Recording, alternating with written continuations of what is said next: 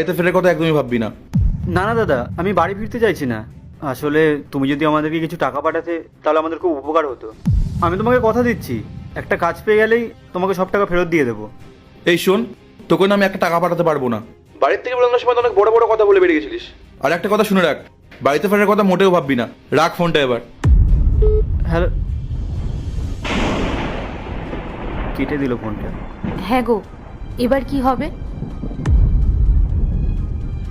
তুমি কাকে ফোন করেছিলে? আসলে ম্যাডাম, আমি আমার দাদাকে ফোন করছিলাম। তোমাদেরকে তো আগে কখনো এখানে দেখিনি। কোথা থেকে এসছো তোমরা? কোথায় থাকো? ম্যাডাম, আমরা গ্রাম থেকে এসেছিলাম এখানে কাজের জন্য। হ্যাঁ ম্যাডাম, ও ঠিকই বলছে। ম্যাডাম, আপনি জানেন আমার দাদা না আগে আমাকে খুব ভালোবাসতো, কিন্তু যেদিন থেকে ও বিয়ে করেছে তারপর থেকে ও শুধু বৌদির কথাই শোনে। ওরা দুজন মিলে আমার সাথে খুব বাজে ব্যবহার করতো। আর তারপর যখন আমি বিয়ে করলাম, ওরা তো আমার বউকেও দেখতে পারতো না। আর একদিন আমাদের দুজনকেই বের করে দিল। আর আমিও বেরোনোর সময় জোর গলায় বলে এসেছিলাম যে আমি আর কখনো ওই বাড়িতে ফিরে যাব না। কিন্তু দেখুন, আজ যখন আমরা বিপদে পড়লাম তখন আমাদের প্রথমে দাদার কথাই মনে পড়লো। আর দাদাও আজকে আমাদের টাকা দিতে অস্বীকার করে দিল।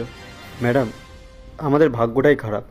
প্রথমে আমরা ঝামেলা করে বাড়ি থেকে চলে আসলাম, আর যে আমাদের